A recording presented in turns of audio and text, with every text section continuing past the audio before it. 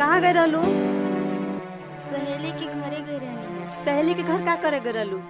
कितना बार कहले हैं कि घर घर लेके घूमे जाए के, फिर घर घर घूमे चल जाली। का मिलेला घर घर घूमला से? घरे अपना काम करे के बा, घरे रहे के बा।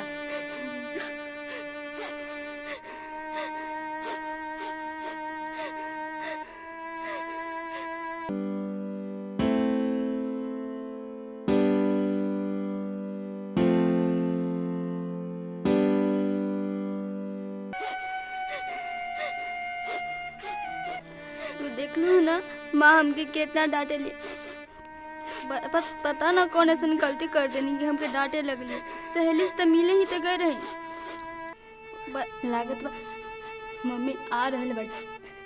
तू भी चुप दे ना, तो के भी। केकरा से बात करत रहलू? यहाँ तो केहू नहीं के ना, हम केहू से अभी तो सुननी बात करत। केहू से तो बात करत रहलू। यहाँ के बात अभी तो आवाज आइल हवे केकरा से बात करब कि केहू से बात करत रहलू। नहीं कर।